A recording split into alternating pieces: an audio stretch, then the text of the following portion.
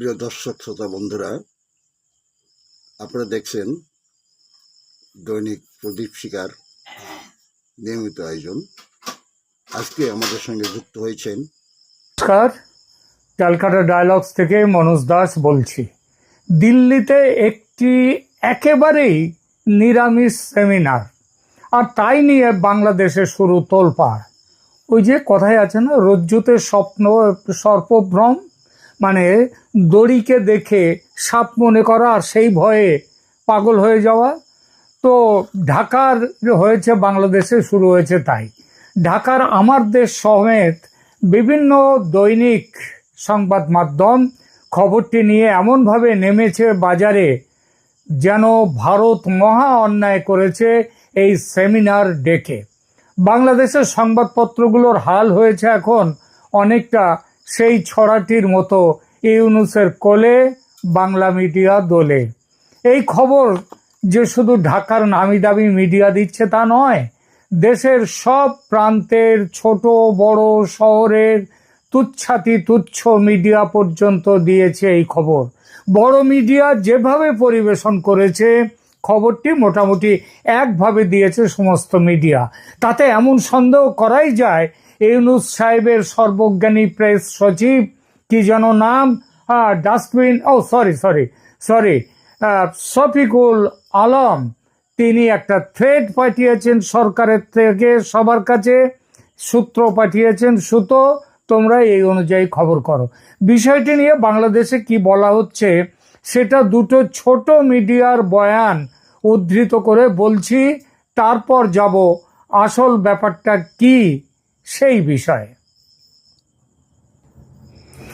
বাংলাদেশের খুলনা থেকে একটি সংবাদ মাধ্যম, নাম হচ্ছে সময়ের খবর, তারা তারা যে খবরটা দিয়েছে সেটা একটু পড়ি।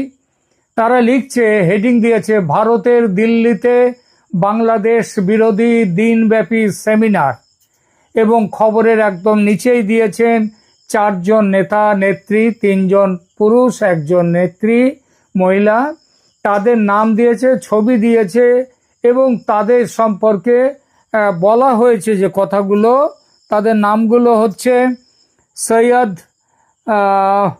বদরুল আহসান, তানিয়া আমির, তারপর আবুল হাসনাত মিল্টন এবং হারুন অল রশিদ। এবং এই পত্রিকাটি আবার লিখে দিচ্ছে যে কি ছিল কনসেন্ট নোট, সেটাও তারপরে একটা ছোট হেডলাইন করে দিচ্ছে, চীন, পাকিস্তান ও বাংলাদেশের অভিন্ন স্বার্থ ভারতের জন্য নিরাপত্তা চ্যালেঞ্জ তৈরি করেছে। এটা হচ্ছে সেমিনারের কনসেপ্ট নোট। তারপরে ডক্টর শহীদুজ্জামান, বাংলাদেশের তিনি একজন বিশ্লেষক, তিনি রাজনৈতিক বিশ্লেষক, তার কথা দেয়া রয়েছে, বাংলাদেশ বিরোধী প্রপাগান্ডা চালিয়ে দিল্লি সফল হবে না। তার নিচে আবার ডক্টর দিলারা চৌধুরী, তিনিও এই ইউনুস সরকারের পক্ষে এবং বাংলাদেশের সম্ভবত তিনিও একজন বিশ্লেষক রাজনীতির। তার যে কথাটা দেয়া হয়েছে, দিল্লির এই অপতৎপরতার উদ্দেশ্য আওয়ামী লীগকে পুনর্বাসন। এইবার খবরের বিস্তারিত খবরে যাই। আজ অংশ নিচ্ছেন আওয়ামী দোসরের উচ্চ পর্যায়ের 4 নেতা, এই যা 4 জনের কথা বললাম, এরা দিল্লিতে স্বয়ং শেখ হাসিনা আছেন এবং আরও অনেক আওয়ামী লীগের নেতা নেত্রী, তারা দিল্লিতে এবং কলকাতায় সারা ভারতে রয়েছেন। তাদের কেউ নেই, তাদের অনেক বেশি নাম, তারা কেউ নেই, কিন্তু এখানে বলছেন আওয়ামী দোসরের উচ্চ পর্যায়ের 4 নেতা, হবে হয়তো তাই। যাই হোক, এরপরে খবরে কি বলা হচ্ছে, বিশ্বে বাংলাদেশের ভাবমূর্তি ক্ষুণ্ণ করার পাশাপাশি ডক্টর মোহাম্মদ ইউনুসের নেতৃত্বাধীন অন্তর্বর্তী সরকারের ওপর চাপ বাড়াতে আজ শনিবার দিল্লিতে অনুষ্ঠিত হচ্ছে এক আন্তর্জাতিক সেমিনার। জুলাই বিপ্লবে পতিত স্বৈরাচার শেখ হাসিনার পতনের পর ভারতের পক্ষ থেকে গত 1 বছর ধরে বাংলাদেশ বিরোধী যেসব মিথ্যা প্রোপাগান্ডা ও বয়ান তুলে ধরা হয়েছে সেমিনারেও সেসব স্থান পাবে। ভারতের পক্ষ থেকে বাংলাদেশ বিরোধী কোনো মিথ্যে প্রোপাগান্ডা বা বয়ান একদমই তোলা হয়নি। ভারতের পক্ষ থেকে মানে যদি বোঝায় যে ভারতের সোশ্যাল মিডিয়া কিংবা মিডিয়ার পক্ষ থেকে, মিডিয়ার কোনো বড় মিডিয়াও এরকম বাজে খবর দেবে না, সোশ্যাল মিডিয়ায় কেউ না কেউ কেউ কেউ দিতেই পারে এবং দিয়েছেও, অস্বীকারের জায়গা নেই। কিন্তু সেটাকে ভারতের পক্ষ থেকে বলাটা কি ঠিক হলো মানে সংবাদপত্রে? যাই হোক, তাকে বলেছে দিল্লি ও ঢাকার একাধিক কূটনৈতিক সূত্র আমার দেশকে এসব তথ্য জানিয়েছে। রাজনৈতিক এবং আন্তর্জাতিক বিশ্লেষকরা দিল্লির এই তৎপরতাকে বাংলাদেশ বিরোধী প্রোপাগান্ডা আখ্যা দিয়ে বলেছেন দেশে অস্থিতিশীল পরিস্থিতি তৈরি করে। আরে বাবা, অস্থিতিশীল পরিস্থিতি এখনো তৈরি করতে হবে? অস্থিতিশীল পরিস্থিতি, বাংলাদেশে কি এখন স্থিতিশীল কোনো পরিস্থিতি আছে? এটা তো অস্থিতিশীল পরিস্থিতি, এতটাই অস্থিতিশীল পরিস্থিতি যে পাকিস্তান আমলেও এইরকম হাল ছিল না, এবং বাংলাদেশ আমলেও সেই 1971-এর পর থেকে 72 থেকে তখনও এইরকম দেখা যায়নি বাংলাদেশের পরিস্থিতি আজ যা আছে। যাই হোক, এখানে বলা হচ্ছে দেশে অস্থিতিশীল পরিস্থিতি তৈরি করে পতিত আওয়ামী লীগের পুনর্বাসনের পথ খুঁজছে ভারত।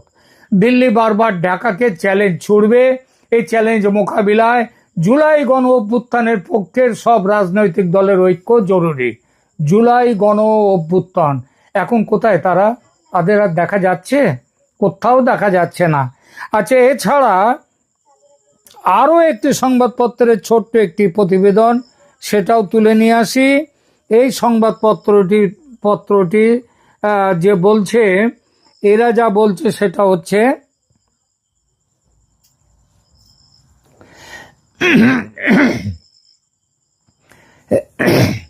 এটা হচ্ছে DUAA নিউজ, দুয়া নিউজ।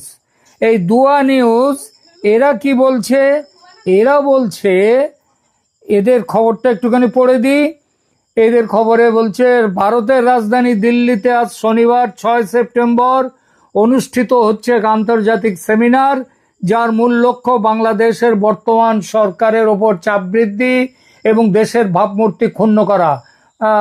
তাকে একটু পাল্টা জিজ্ঞেস করতে ইচ্ছা করছে, বাংলাদেশের বর্তমানে ভাবমূর্তি কি আছে? আর এই ভাবমূর্তিকে ক্ষুণ্ণ করার কোনো জায়গা আছে? এ তো একেবারে ভাবমূর্তির চূড়ান্ত অবনমনে নেমে এসছে, এরপর আবার নতুন করে কি করবে? সেখানে আরো বলছে, রাজনৈতিক ও আন্তর্জাতিক বিশ্লেষকরা বলেন সেমিনারটি ভারতীয় পক্ষের বাংলাদেশ বিরোধী প্রোপাগান্ডার প্রকাশস্বরূপ, যা দেশের রাজনৈতিক অস্থিতিশীলতা সৃষ্টি করে পতিত আওয়ামী লীগকে পুনর্বাসনের সুযোগ দিতে পারে। সেমিনারের শিরোনাম পরিবর্তিত পরিস্থিতিতে ভারত বাংলাদেশ সম্পর্ক। এটা মিথ্যে কথা, আমি একটু পরে বলবো যে সেখানে কি আছে। এটি আয়োজন করেছে দিল্লি ভিত্তিক think tank global strategic and defence news. অনুষ্ঠানে ভারতীয় সেনাবাহিনীর পদস্থ কর্মকর্তা, বিভিন্ন থিঙ্ক ট্যাঙ্কের বেসামরিক ও সামরিক কর্মকর্তাও ছাড়াও 4 জন বাংলাদেশি রিসোর্স পার্সন অংশ নিচ্ছেন। এদের নামগুলো দেওয়া হয়েছে এখানে। আবার বাংলাদেশি রিসোর্স পার্সনদের মধ্যে রয়েছেন সিনিয়র সাংবাদিক সৈয়দ বদরুল হাসান, লেখক ও শিক্ষাবিদ ডক্টর আবুল হাসনাত মিল্টন, আমাদের খুব পরিচিত মুখ। তার একটি ডক্টর আবুল হাসনাত মিল্টনের একটি রয়েছে, ইউটিউব চ্যানেল রয়েছে, রূপান্তরের সত্য, সেখান থেকে তিনি দেন, অসাধারণ ভালো বলেন, কিন্তু তিনি থাকেন অস্ট্রেলিয়াতে। জুলাই বিপ্লবের পর মরক্কোতে নিযুক্ত বাংলাদেশের সাবেক রাষ্ট্রদূত মোহাম্মদ হারুন আল রশিদ, ইনি এই সরকার ক্ষমতায় আসার পর পদত্যাগ করেছিলেন, এবং আইনজীবী ব্যারিস্টার তানিয়া আমির, তারা সবাই বিগত আওয়ামী লীগ সরকারের সময় সুবিধাভোগী ও ফ্যাসিবাদের সঙ্গে যুক্ত হিসেবে পরিচিত। আমার দেশ কিংবা এই সাংবাদিকরা, এই সংবাদপত্রগুলো, এরা হাসিনার আমলে কোনো রকম সময় সুবিধা ভোগ করেননি। হ্যাঁ, তখন তো চেহারা পাল্টে দিয়েছেন, এখন এসে আবার ভবিষ্যতে পাল্টে দেবেন। তো এইরকমই সব মন্তব্য এইগুলো করেছেন। আরও কিছু মন্তব্য আছে, সেই জায়গায় আমি যাচ্ছি না। আমি বরং একটা জায়গাতে যাওয়ার চেষ্টা করি, সেটা হচ্ছে যে এই সংবাদ সম্মেলনটা, এটাকে সংবাদ সম্মেলন নয়, এই সেমিনারটা কি বিষয় ছিল, কেন ছিল, আলোচনার মূল বিষয় কি ছিল, সেই ব্যাপারে এখানে যাই। এবার সেই ব্যাপারটাই এখন বলি। 6 সেপ্টেম্বর 2025, মানে গতকাল ছিল 7 তারিখ, পরশু দিন দিল্লিতে আয়োজিত সেমিনারটি India Bangladesh ties stronger than steel শিরোনামে অনুষ্ঠিত হয়েছিল। তার একটু আগে ওই সংবাদপত্রে কি বলেছিল, সম্পূর্ণ উল্টো কথা। এখানে কি বলা হয়েছে? বলা হয়েছে ভারত বাংলাদেশ আঁতাত স্টিলের চেয়ে, লোহা নয়, আরো পাকা লোহা, স্টিলের চেয়ে শক্তিশালী। কি প্রকাশ করে এই নামটি? বাংলাদেশ সম্পর্কে খারাপ কোনো কথা বলে? বলে India Bangladesh ties stronger than steel. আর এরা কিভাবে ঘুরিয়ে দিল? কারা করছে? সম্পর্ক খারাপ।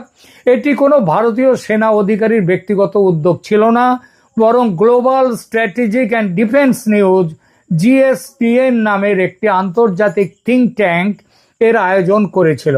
জিএসডিএন এটা হচ্ছে ভূ রাজনীতি ও প্রতিরক্ষা বিষয়ে বিশ্বের 44তম সংগঠন এবং ভারতে এর স্থান 9ম। সেমিনারের প্রকৃতি, মানে উদ্দেশ্য কি এবং আয়োজককারী কারা ছিলেন এবং অংশগ্রহণকারী কারা, সেটা বলি। সেমিনারটি লেফটেন্যান্ট কর্নেল জে.এস. সোধি, অবসরপ্রাপ্ত, তার নেতৃত্বে যে জিএসডিএন সংস্থা, তার প্রথম সেমিনার ছিল এটা। এতে উপস্থিত ছিলেন mister colonel, lieutenant colonel J সোধি ছাড়াও, অবসরপ্রাপ্ত ছাড়াও সেখানে ছিলেন মেজর জেনারেল মনরাজ সিং, বিশেষ অতিথি, বিভিন্ন অবসরপ্রাপ্ত প্রতিরক্ষা কর্মকর্তা, নীতি বিশ্লেষক ও একাডেমিক ব্যক্তিত্ব এবং কূটনীতিকরা। আলোচনার বিষয় কি ছিল? আলোচনার সেমিনারে নিম্নলিখিত বিষয়গুলো, এই নিচে যে বিষয়গুলো বলছি সেগুলো আলোচিত হয়। ভারত বাংলাদেশ সম্পর্কের ঐতিহাসিক প্রেক্ষাপট কি, সেইটা নিয়ে আলোচনা। এখন অবশ্য তো মুক্তিযুদ্ধ ভুলে যাচ্ছে তারা, সুতরাং আলোচনাটা তারা করতে রাজি নয়, তাদের খারাপ লাগে। 1971 সালের মুক্তিযুদ্ধ থেকে শুরু করে আজ পর্যন্ত দ্বিপাক্ষিক সম্পর্ক কিভাবে বিবর্তিত হয়েছে, সেই বিষয় ছিল আলোচনার একটা কন্টেন্ট নোট। এরপরে আগস্ট 2024 পরবর্তী পরিস্থিতি, বাংলাদেশ সরকার পরিবর্তনের পর উদ্ভূত পরিস্থিতি কেমন সেটা, এবং আঞ্চলিক ভূরাজনৈতিক গতিশীলতা, চীন ও পাকিস্তান বাংলাদেশের ব্যাপারে যেভাবে তারা কি বলছো এদিকে নজর দিচ্ছে, সেই পরিপ্রেক্ষিতে ভারতের ক্রমবর্ধমান নিরাপত্তা এর যে তার প্রভাব, সেই সম্পর্কে আলোচনা।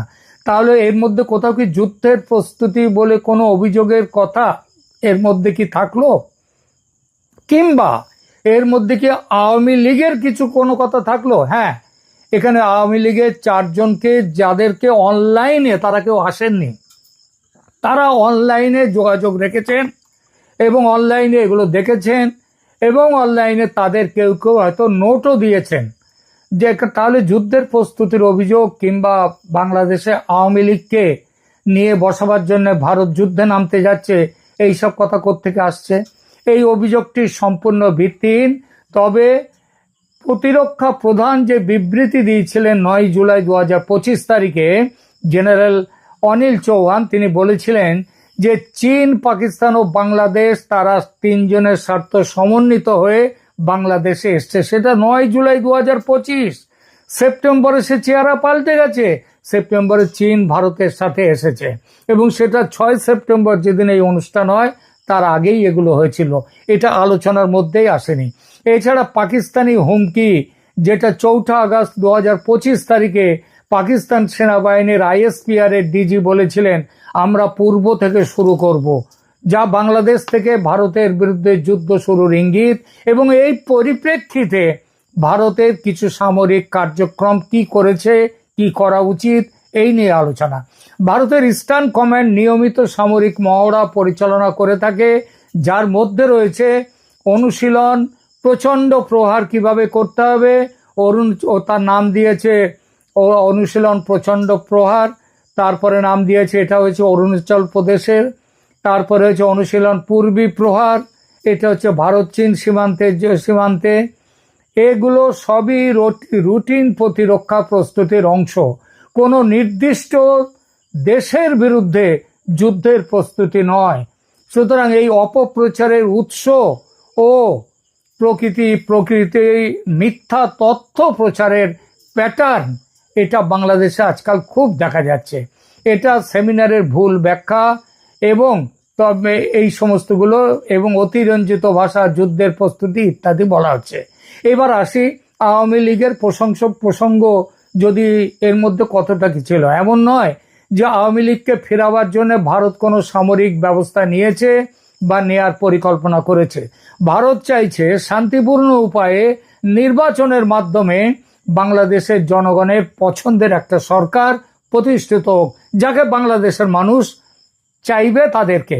আর তোমরা আমেরিকার উস্কানিতে, পাকিস্তানের উস্কানিতে আওয়ামী লীগকে বাদ দিয়ে নিজেদের মতো একটা আমেরিকার দালাল সরকার, পুতুল সরকার প্রতিষ্ঠা করবে, এটা ভারত মানবে না। এই জন্য এটা শুধু ভারত নয়, বিশ্বের আরো অনেক দেশ দাবি করেছে আওয়ামী লীগকে নির্বাচনে অন্তর্ভুক্ত করতে। এটা বাংলাদেশের ইউনূস সরকার এবং অন্যরা চায় না। নিশ্চিতভাবেই বলা যায় আওয়ামী লীগকে বাদ দিয়ে নির্বাচন করতে হলে সে নির্বাচন করতে দেবে না ভারত। কারণ বাড়ির পাশে ওই যে সমস্ত জঙ্গি সন্ত্রাসবাদীরা, মৌলবাদীরা, ওরা ওখানটায় কালসাপ হয়ে ঘুরে বেড়াবে, সেখানে সে দেশে কালসাপের চাষ হবে, এটা কেউ চায় না, ভারতও চায় না। কারণ কালসাপ তো ভালো কথায় তার বিষ ফেলে দেয় না, ফেলতেও পারে না, তাকে মেরে ফেলতে হয়, সেই সম্ভাবনা যে একেবারে নেই তা কিন্তু নয়। তবে তার জন্য সেমিনারে আলোচনা করে কেউ এগোয় না, কেউ কোনোদিন এগোবে না। ঠিক আছে, এখনকার মতো এখানেই রাখছি। ভালো থাকবেন, ধন্যবাদ।